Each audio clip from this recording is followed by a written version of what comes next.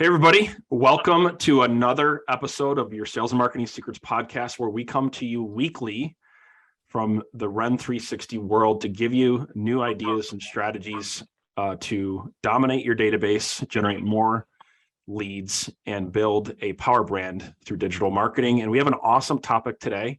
We're going to be talking about the 7 steps to transforming your database into a referral machine. That sounds pretty cool, doesn't it?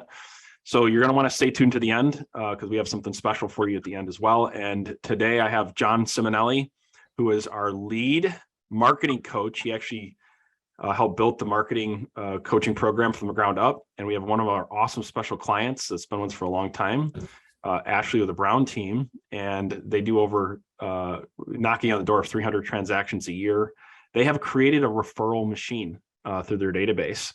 And Ashley has largely been running the operations within the team, and she's actually branching off now and doing some real estate work as well while she's running the operations. So she's got her plate full. So Ashley, thank you for being with us today.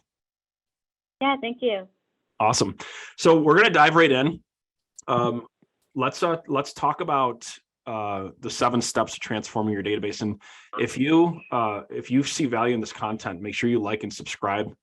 If you're watching this on YouTube, and share it with somebody, we greatly appreciate that. And so if we dive in here, Jonathan, what do we got what are some of the tips and strategies we have to create a referral machine? Yeah, so we're going to go through, we're going to break them out one by one of exactly what not only Ashley and her team have been implementing along the way here to break that 300 transaction barrier, but also what some of the other top producing teams around the country are using here. Where we always like to start, the fuel of the machine always comes back to, well, at the very beginning, the top of the sales funnel, a lead generation source. Lead generation is essential for making sure that you can feed that team along the way. So for any good database, the starting point is always going to be making sure we have new high quality leads coming in the door to make sure that we're constantly growing and scaling to match our goals along the way here. Yeah, I think this is a big mistake that I see happen a lot when I'm doing training and coaching at live events or whatever it may be, is people have a goal, and their goal, they don't have enough leads coming in to actually match their goal, right? And so it creates this divide, and they kind of set themselves up for failure from day one. And you're in the trenches, right? You're in the trenches. You see this every day. So what do you? Yeah, talking to new clients coming on board, the very first thing we ask them is, what are your goals for this year? Okay, well, that's your goal. What are you going to do differently this year than what you did last year to achieve that goal? And a lot of the time they're like, well, I'm going to monetize and work my database. I'm going to make sure that I can pull the maximum value out of my repeat and referral business. And sometimes they overestimate how much more business is really left in their database without adding a new source for revenue coming in the door. So we always start at the top of whatever their goal is and the size and the quality of their database. We can generally make a prediction of, with the proper marketing following these 7 steps, how many more sides of business we'll be able to pull out of it. But then also based on what we're able to determine, do they need additional leads coming in the door? Do they need to start scaling and growing that database to realistically and consistently hit the goals, not only on a month-to-month basis, but a week-to-week basis, to make sure that either A, they're feeding the team, or if they're a solo agent, they're growing and scaling the way they need to actually achieve the goal they want by, at this point here, wrapping up the end of this year and going into 2023. Yeah, that's awesome. And that kind of Ashley, I'd like to ask you, because you're doing this every day. How critical has lead generation been for you to grow and monetize your database and turn the leads that you're generating into even more referrals as they've become past clients? How critical has the lead generation part been for you? I mean, like you said, we get tons of referrals as part of our business. I want to say it's like 65+% every year has been referrals. So I think we forget that even if the lead itself doesn't do anything, they might know somebody that does. And the bigger your database, the bigger those circles are, because they have friends, family, their Facebooks, like everything.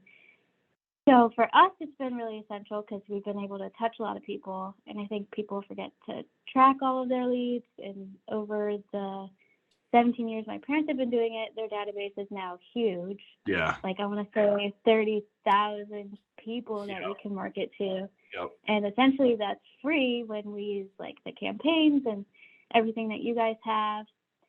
And so, and I know you were talking about having enough new leads coming in. Like one thing we did with you, I know when we first started coaching, is seeing how many buyer leads we were getting and seller leads. My mom kept saying she wanted more listings, more sellers, but we realized we were getting a lot more leads from buyer resources versus seller resources. So you helped us balance that too. So tracking it also is important. So we know where they're that's really, I think you can get caught up in that trap of working with too many buyers. And the next thing you know, you just run around buyers all day. So I'm glad you brought that up. I think a lot of our audience gets in that trap and they're like, well, I want to work with more sellers. Well, are you buying seller leads? Like, let's start there. All right. So, yeah, something they don't teach you in real estate school is that not all lead sources are created equal. Yeah. And at the end of the day, you have to find the lead sources. And Ashley, I know working with yourself, your parents, and the whole team there, we had to go through 3 or 4 different lead sources before we found the ones that really resonated with you guys. And we know on a high level what works for the majority of people, but it did take us a little bit of, and it wasn't really trial by error because there was still successes, but there was, wow, these leads are converting at a high level. Let's get more of these types of leads. And once we did that, it was just such a streamlined process. We kept moving it in the right direction there. Yeah. And some lead sources work better in different markets too. Yeah. So that varies as well. Yep, that's a good point. So the first takeaway for everyone listening and or watching on the stream here, the prerequisite for any effective database monetization is making sure you have the right lead sources with the right amount of leads coming in on a weekly, daily, monthly, yearly basis to make sure that you are setting yourself up or your team up for success along the way. And I think that's a perfect transition, Isaiah, actually to our next slide, where you own your database. And I know a question we love to ask, and Ashley, this is something that with what you just explained with 17 years plus of experience and 30,000 leads there, what number would it take for your parents to sell someone the entirety of their database? How much would you sell it to us for? I mean, if 3% of those convert, that's a lot of commissions. Yeah. So, yeah. I don't know. Big number, right? Yeah. Well, what we find, this is, I think, where you're going, Jonathan, is that a lot of people think that their database is worth X amount of dollars. And we always say it's your most precious asset. But yet we see the actions that they're taking towards their database reflect the exact opposite. Sometimes it's in, 3 different systems. None of the systems are communicating with each other. Their leads are in their cell phones, spreadsheets, pieces of paper, their notebook, their iPad. And yet we say in the same breath, our database is the most precious asset. Well, how the heck are you going to get leverage and use digital marketing if it's all over the place? You can't do it. And we know in this world right now, contact information, like information stored regardless of where it is a currency online. Huge companies are paying thousands upon thousands of dollars every single hour on collecting more and more information. And we as real estate professionals have access to it. And if we're not monetizing each and every one of those locations, we are absolutely leaving money on the table along the way. And I think newer agents, for example, like me as I'm getting started, forget how quickly it can add up. Because you might not think you get a lot of new leads, especially as a new person. But between like open houses, Facebook, things like that, it does add up quickly. Like I've been working on it maybe a month and I'm already up to like almost 100 in my database. That's awesome. So it will add up quickly. You're catching up. You're going to catch up to your parents' database real quick. I'm trying. I had a really good open house on Saturday, and I had like 20 people come through. So that's awesome. That's great. And that's a great way to get started. And actually, that's going to be, again, I love these transitions. I can show you all what's on the next slide here. building relationships and trust. And isn't that exactly what we want to do with our database? Our database is a whole lot more than just people. It's a whole lot more than just contact information. It is us having a personalized relationship with every single person in there, to the point they will trust us, a person that they may talk to once, twice, 3 times a year, hopefully more than that, with the biggest financial decision they will probably make in their lifetime. And when there's that repeat and referral coming back over and over and over again, they are trusting us with hundreds of thousands of dollars along the way to help them make the best decision humanly possible. And it really does start with everything from just building that relationship at an open house and nurturing and following up with these people over time to really get to the point where we have that trust level built back up within our database here.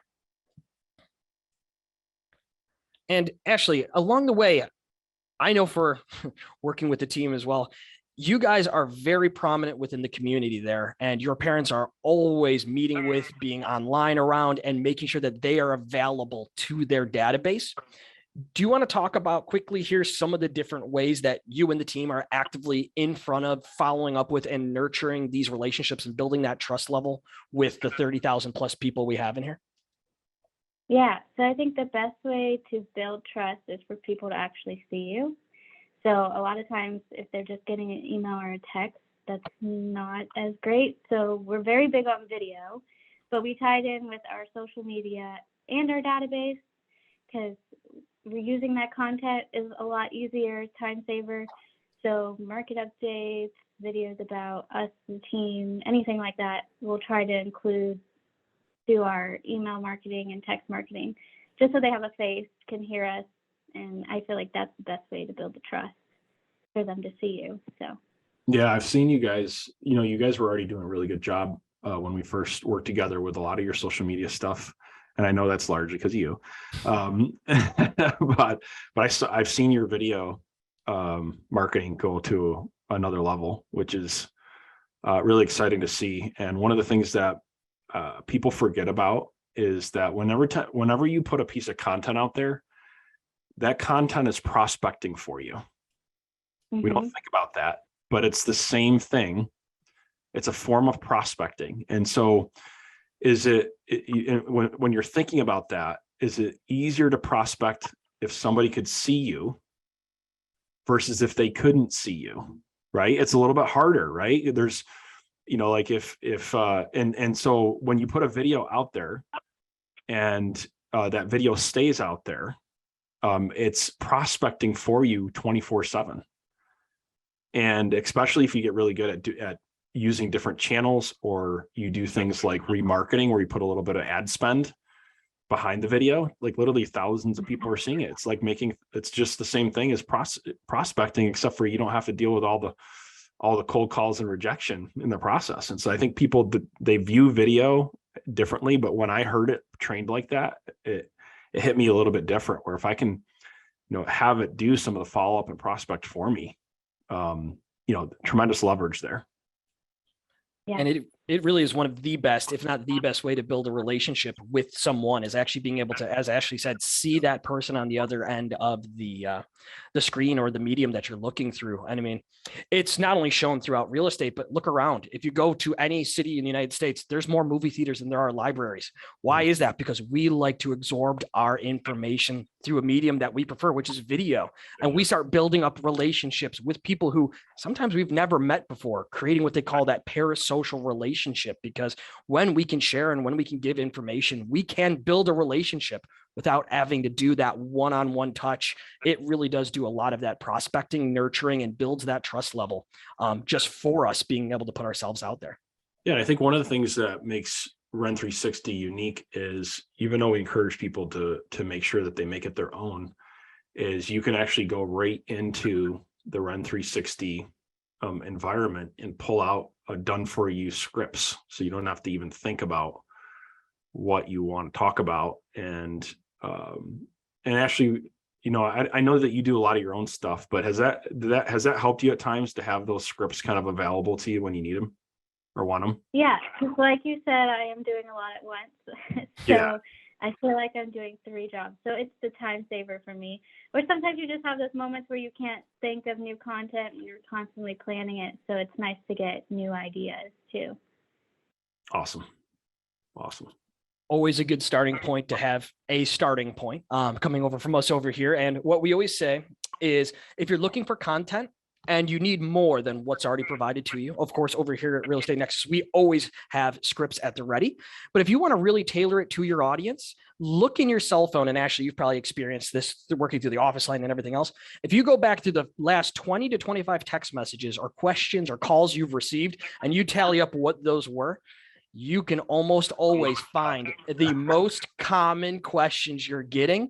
And then if you can start producing content, answering those questions proactively, that trust level goes up, that relationship level goes up almost instantly, because it's like you're reading their mind, where at the end of the day, we are very complicated as people, but at the end of the day, if we're trying to do the same task, we're probably going to have a lot of the same questions. And that's why it's always so good to use the content that we're collecting from what we know works across the nation.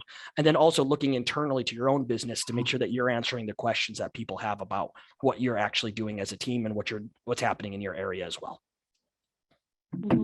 Awesome. So what happens when you master the relationship and the trust with your database? Well, it starts producing some of the best and low cost leads that you'll ever generate, which is referrals. And Ashley, I know working with the team there, you guys rely 60, 70% of your business, the lifeblood of most real estate agents' business is the referral machine that starts coming through it. How easy are those leads to convert as a newer agent coming to the to field here? I feel like they're easier because the trust is more there. They're going to trust the person that referred them because they know them personally, and they probably already told them a lot about us already. So I feel like they're already warm and ready to use us, and it's just kind of a matter of directing them if they need to get pre-approved, or sometimes they already are because the person told them that. So they're a lot easier because they already trust you. Absolutely. And how many of the referrals that you guys have coming in actually reference back they've seen you online, they've seen some of your videos that you've done before? How many of them feel like they already know you to a certain degree before they actually end up working with you in the first place? I feel like a good 80% of them, because we're very active on Facebook. We do our, Browns Brew thing every week. So I feel like they already know us, and a lot of them reference back to that they watch it. So yeah, I think you told me a story like happened a month ago or so, where you had somebody who was on your social media, and they were a past client, and you were standing in front of them, and I think they referred you like 2 people within a couple months or something like that, and it was triggered because you're really active on social media. You could tell the story better than I can, but yeah, so we had a past client, and actually it was in a Facebook group, both of them, same situation where they posted they needed a realtor. And so then he tagged our page and commented my mom's name. And I want to say there was definitely over 100 comments, because as soon as realtors see a post like that, they're all over it. But because we had an up-to-date page and she trusted that client, she turned off commenting, and they both went right to us, and both were over $500,000 houses that we sold to them. So that was $1 million volume just between those two. Yeah. So, and here's an interesting NAR statistic, is that 64% of all realtors who are actively engaged on social media every week, like you guys are, can track a minimum of $30,000 to $40,000 in commissions from those results if they're consistent at a minimum. And that's your average. There's some a lot higher, some a lot lower. And that's a good example. I mean, what was the commission worth just because you're active on social media? What was that? I mean, 3%, or whatever it is, right? So, right. that's I think that's really, really, really great example. Great story. So a lot of you are probably listening, and you're thinking about, well, I really want to do more videos, but you hate video, you hate being on camera, you hate the way that you look, the thought of going Facebook Live scares the what out of you. Part of the benefit of being in an environment like Rent 360 is we do what are called implementation workshops. So we have what we call how-to workshops. And these how-to workshops, for example, we do a how-to workshop on how to do great videos, right? And then we'll do how-to workshops on how to market those videos. We do how-to workshops on how to draw business from your database. I mean, Jonathan, it's pretty much a workshop, kind of like a how-to workshop on, all things marketing and sales and how you can use Rent 360 to enhance that. So maybe talk a little bit about that. Yeah, on average, we are available a minimum of 3 hours a day, where we are available to answer questions, give direction, do some consulting for your business, and make sure that you know exactly what other top producing agents who are either where you're at or where you want to be are doing, and what scripting, what styles, where they're presenting the information to. We are here to answer any of those questions and give you the direction that you might be looking for or you might be in need of. And again, a minimum 2 to 3 hours a day. We are here to help along the way, making sure that regardless, from our entry-level clients all the way up to the top, generally the strategies are the same. If you want to grow and scale, you're going to be doing the same types of videos, maybe just to a little bit of a smaller audience, depending on where you're at during your journey. But we are available to help every single person along the way to make sure they know exactly what they should and could be doing with not only the technology we provide, but the technology they have at their fingertips as well. Sweet. Cool. So I want to jump into quickly here, overcoming some of the challenges and some of the most common things we see from our agents, not only working with them directly, but also people coming in the door. 3 of the biggest challenges people run into trying to monetize, implement, really maximize their results with either our program or any other program out there that they're working to monetize their database, starting with fragmentation. This is something where my go-to analogy for it is, with a fair amount of confidence, I can say everyone watching, everyone listening, you may even be driving a car. You all have the ability to drive a vehicle. Now try driving a vehicle while juggling. It's 2 separate tasks. Trying to do them together makes one exponentially harder. Now try running your business out of 3 different systems. You are literally juggling while trying to run your business, and it will take something that can be a streamlined and easy process and make it exponentially harder. And it gets harder by each variable you add, each unique system you are using that doesn't talk to, doesn't work with, doesn't communicate with another area.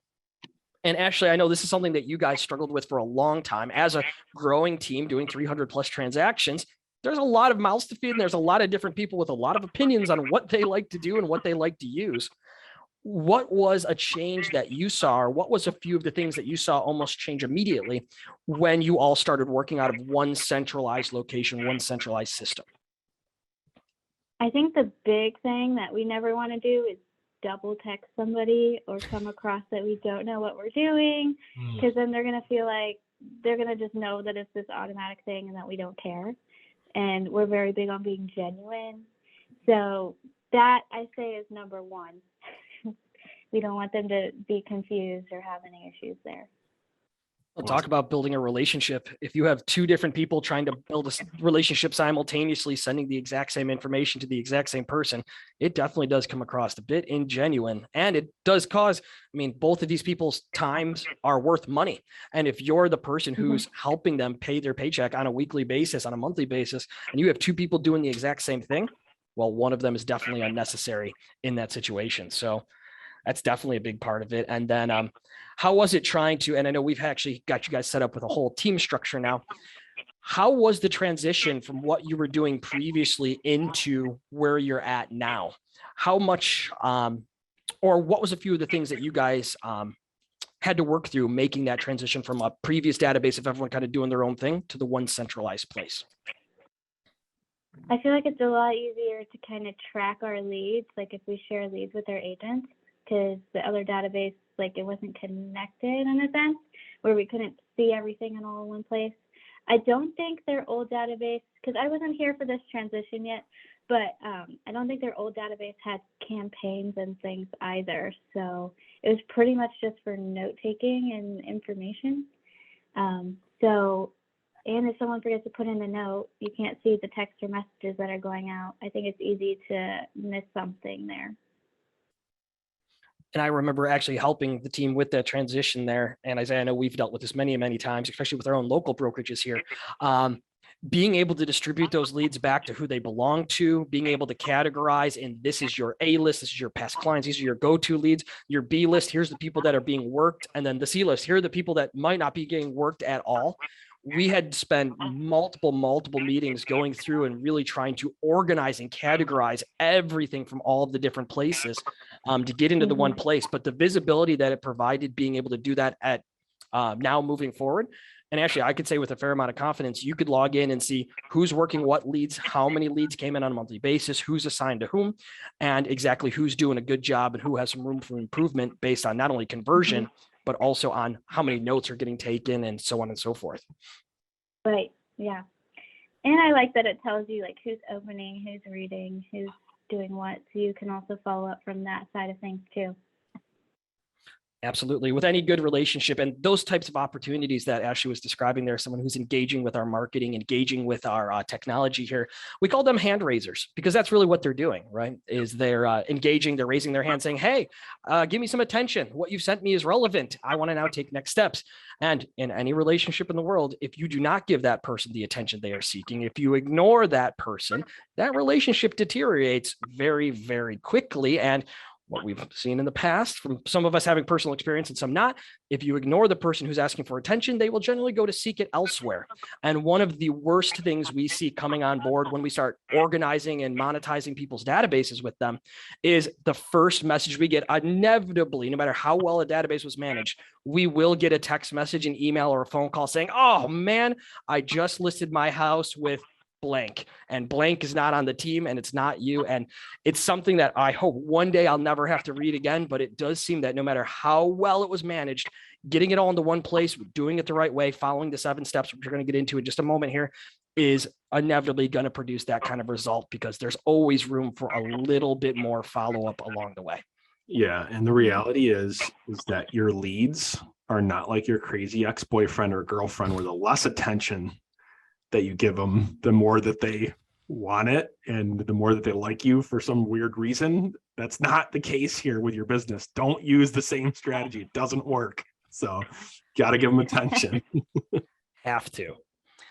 All right. So that's obstacle number 1, fragmentation, trying to do anything while juggling, multitasking, or anything else. It's you can't split your attention between multiple areas. Make sure that your marketing, your database, your automation, your metrics, your KPIs, key performance indicators for your business are all in one place. If you don't have that one place, you need to start working towards one, because I can tell you from experience, doing anything short of getting it all consolidated is going to be leaving a lot of money on the table and is going to result in a lot of lost opportunities. So this is one, Ashley, I know we have been, I think we are still working through because it's a never ending battle. Old information. I was actually reviewing this with my team yesterday and I asked them, I'm like, how many of you have changed your phone number? And a few of them said, oh no, I haven't changed it for a long time. So then I asked them, how many of you have changed your email in the last 3 to 5 years? And it was a resounding 99% of people have a different email now than what they did 2, 3, 4, 5 years ago. Me personally, I just had to get a new email along the way because one of my previous emails was compromised. I had to start from scratch and do that all over again. And everything I was subscribed to, I now had to go back and resubscribe back because I was losing all of this information. And Ashley, I know working through the database over there, how many times did we have to go through and hear wrong information, old information? Oh, this person lives here, but they're not the person I thought lives here. I know with not only you doing some prospecting, but different prospectors on the team, how relevant was that to pretty much the transition of getting that database back in line with the proper information here? I mean, you definitely can't reach anybody if it's not the right information. I think the big thing that I like is that run enhance thing, because that's good at like finding information that either maybe we only had an email and that helped us get a phone number, things like that. Also kind of refreshing if they did move, have a new address, have that in there. Yeah, it's important to have the right information because then we can't reach out in the right way. Absolutely. And what Ashley was referencing there is internally here at Real Estate Nexus, we do actually have technology that will go across every area of the internet looking to see if information has changed, if there's alternative information as well. That way, not only new leads coming in the door, we can verify that they're not giving you what we call the old Mickey Mouse contact information, but also that we can make sure that your previous leads, the entirety of your database, if something did change along the way, we can go in and make sure that that's updated to the most correct information currently available. And I can tell you from experience, making those calls out, sending out those text messages, when you're getting wrong number after wrong number after wrong number, it is something that definitely takes the wind out of your sails and can really make something that can be fun. Talking to warm and hot and nurtured leads, it can really make that a very long and very tedious process. Yeah, and I think that's where once you have that organized, lead stages become very, very important, you know, from that point. Because like if we don't have our database, if we're not keeping up on it after we found the information, and we're not staging our leads the right way based on their time frame and motivation, it can get really messy really fast, and we don't know where any of this. Oh, there we go. Beautiful. Yeah, next one up. We don't know where any of this stuff stands. Perfect. So maybe just talk a little bit about that and how, you know, how lead stages are important based on time frame and motivation. I can start with that, Ashley. And something that I've seen more times than not, as scary as it is to say, is most lead stage confusion comes from who wrote that on the whiteboard? Who's following up with this person? The majority of up and coming teams still rely on the old fashioned paper on the table, whiteboard model of, well, I'm going to write down where someone's at and hope I don't miss it, erase it, or forget about it along the way. And that is something that I just know from experience has caused a lot of confusion, a lot of double work, and a lot of lost opportunities along the way. And Ashley, from your guys' experience using not only what we're doing over here, but internal team processes, how do you all make sure that you know where a lead is at along the way? How do you know what stage someone is in? We're very big on the tags and like creating our groups.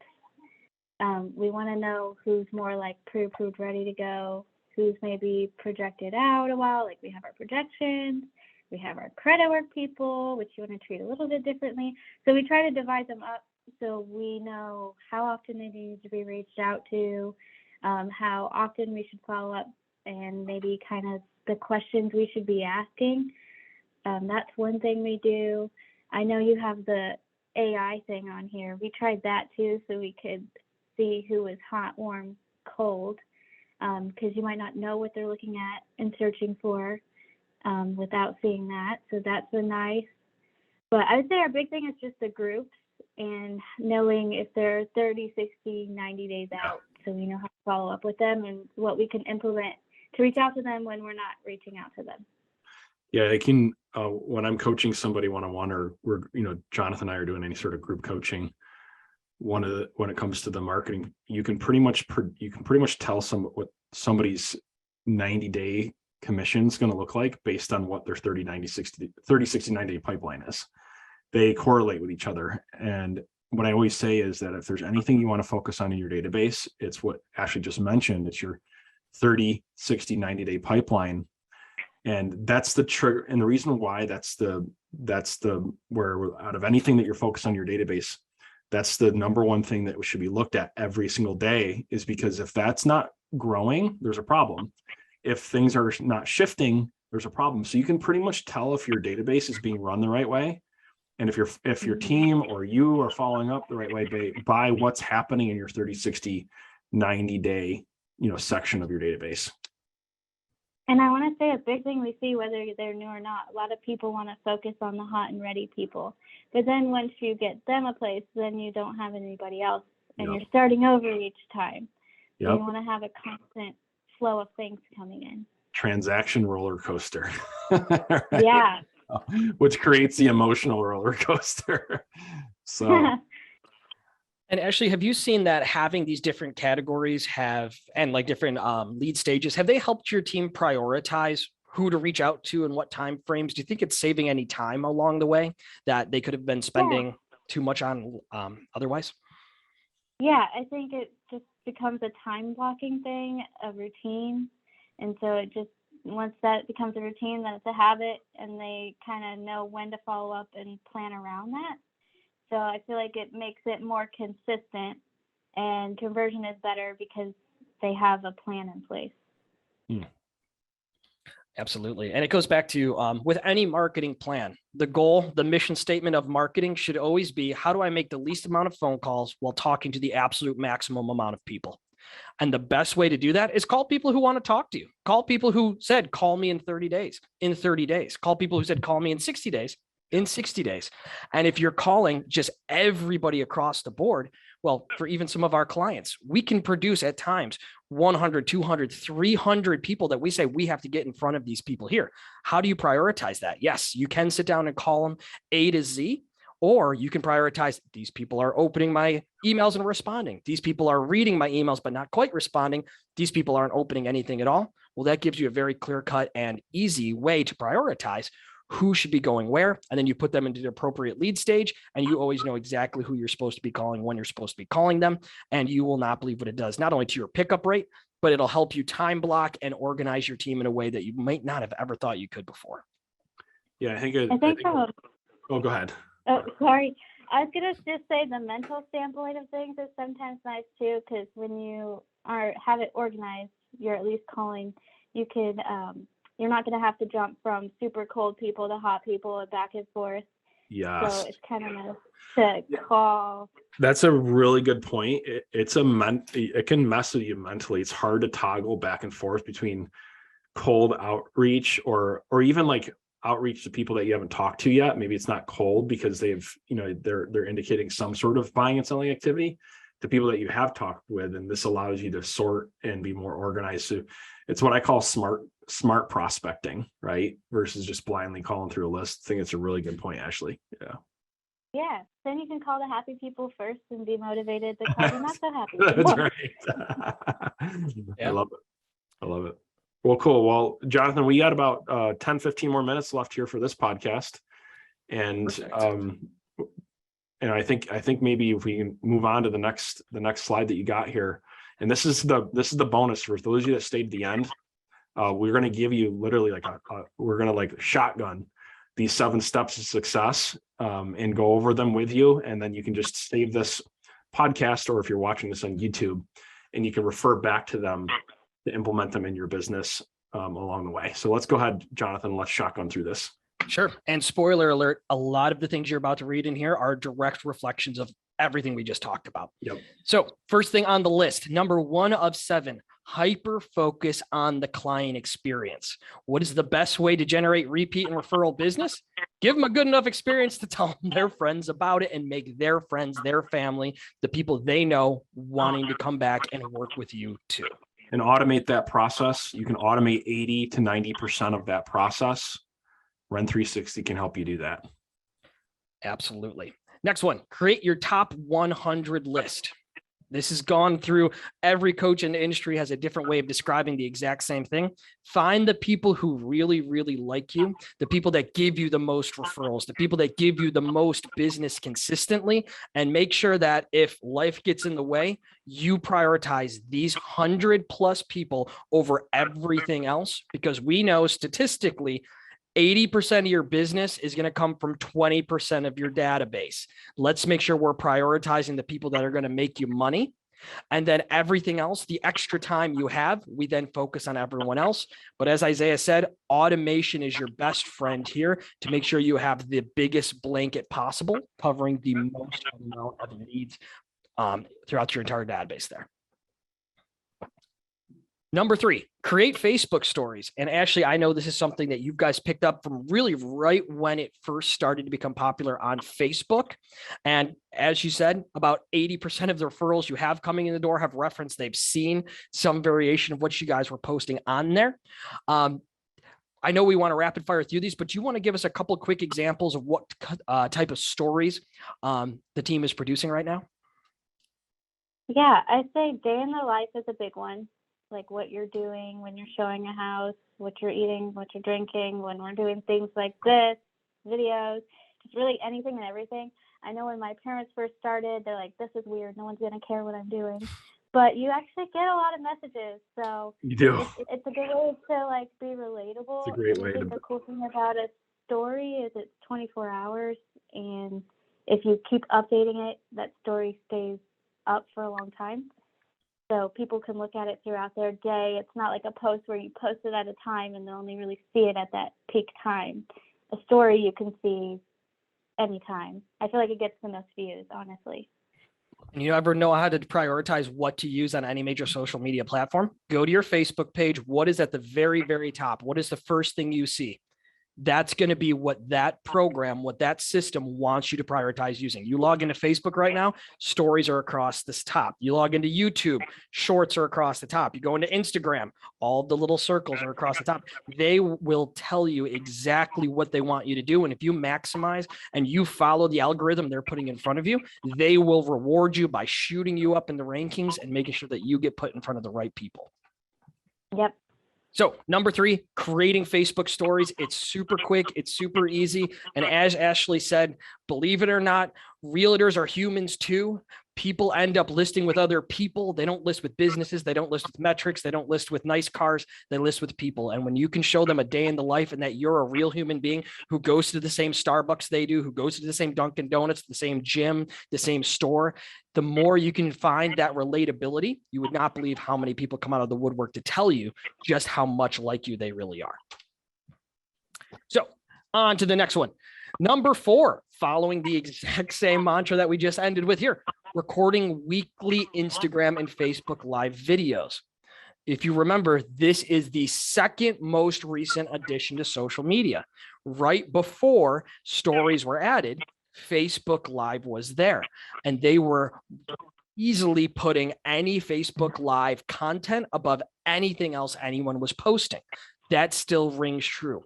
If you go live, it is one of the best ways to get in front of a huge group of people who may not normally be in your timeline, who may not normally see your posts. It will give you a hard reset of the number of people that are actively able to engage with your content. One key point here is don't worry about your likes and shares right away. The most important thing is those views. So like, think about, you have 60 people connected to you that are viewing it, or 80 people or 100 people.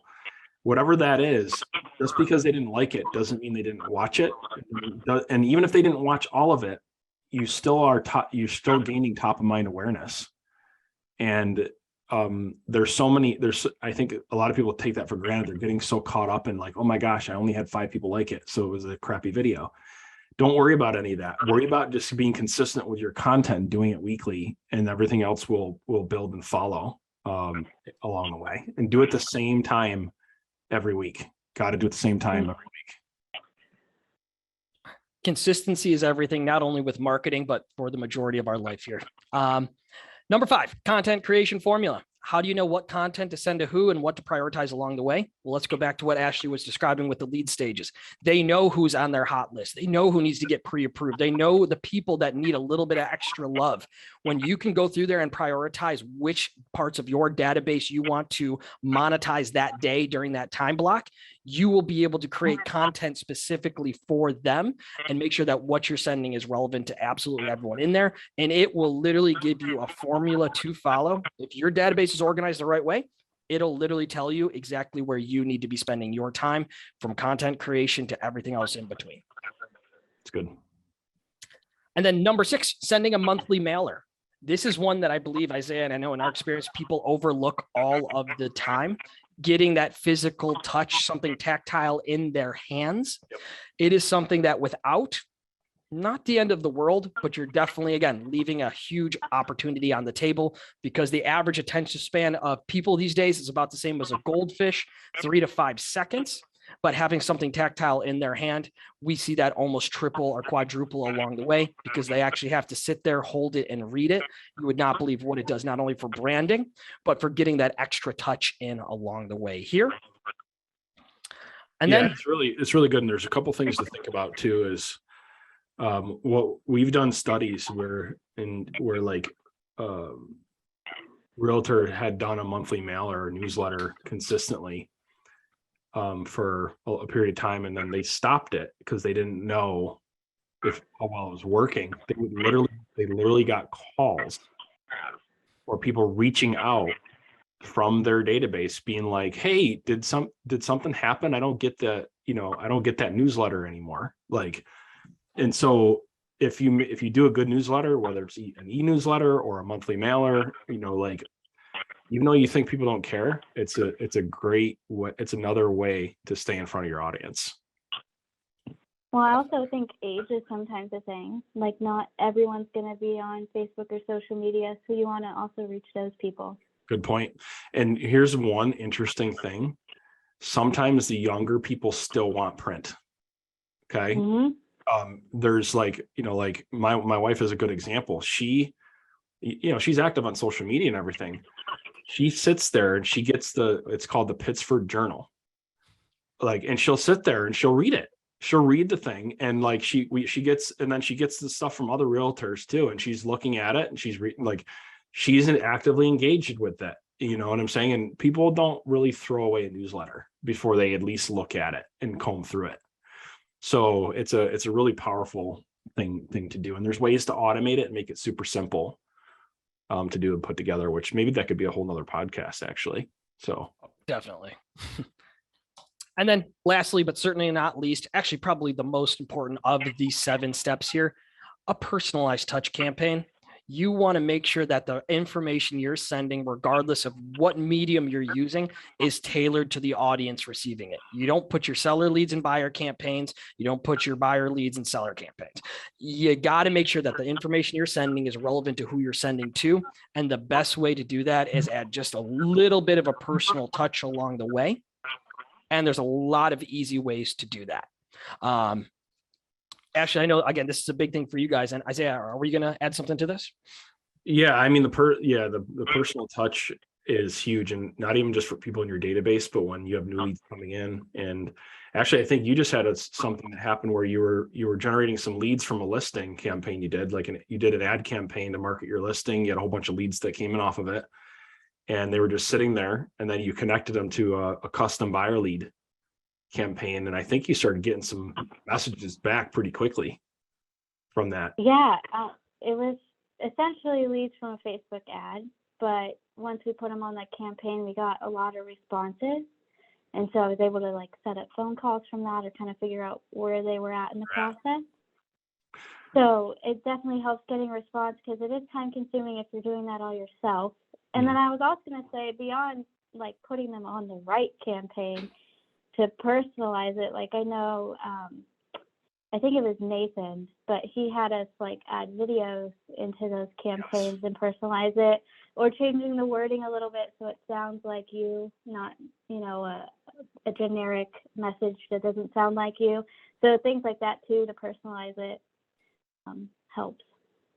Yeah, that's really good. I'm glad you mentioned the video part.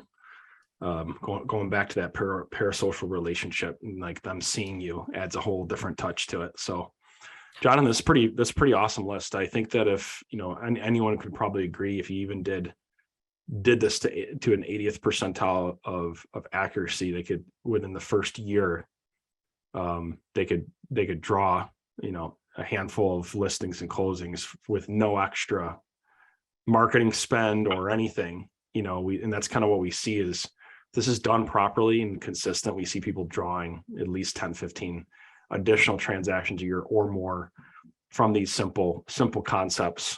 And so it's really, really awesome list, man. Yeah, and you can start the same day that you start, sending out those personal touches, looking at where your fragmentation is coming from. You will start seeing the benefits of this almost minutes after implementing the different pieces. And the more you do, the more consistent you are with it, the more longevity and the more consistency you're going to see coming back for those results. And the best part about it, it keeps scaling and growing. Referrals are worth about 3 deals down the road, and those 3 deals are worth another 9 deals down the road. You build yourself out a database of people who love you, like you, and keep sending you more business. And if we can do that consistently, even for an 80th percentile of what we suggest here, you would not believe what it will do for your business, not only today, going into 2023 and going in for the rest of the time moving forward. Awesome. So if you've enjoyed this podcast, Ren360 is a full-blown digital marketing and consulting firm. And we've developed some really cool software where you can activate a lot of these campaigns on your own with implementation workshops and how-to workshops, pretty much for any marketing and sales strategy you can think of. We have a rotation of 17 core strategies and how to use the software. And what's really great is, like, once you get in the environment, we have professional services options that are more like done for you. So if you want somebody to go in there and, kind of set up your automation, or some training and coaching along the way, or help you generate leads, there's a lot of done for you opportunities, which Ashley and her team have taken advantage of along the way, and coaching, consulting. So what we highly recommend is click on that free, click on the free trial button, or to go to renfreetrial.com if you're listening to this, and start a free trial. And it'll give you an opportunity to get to know our world. And a lot of people end up experiencing a positive result within the first 14 days of even just doing their first workshop. And so we appreciate you tuning in this podcast again. If you're listening to this or watching this on YouTube, we appreciate it if you subscribe and like and share this with somebody that needs to hear this message, because the market's shifting, it's changing, and we have to make sure that we change with it. So with that, this is another episode of the Sales and Marketing Secret Podcast. And again, thank you so much, Ashley, for joining us today. And Jonathan, this is really awesome, powerful content that you put together and the marketing team's put together. So thank you too. Awesome, guys. All right. Yeah. See ya. Thank you.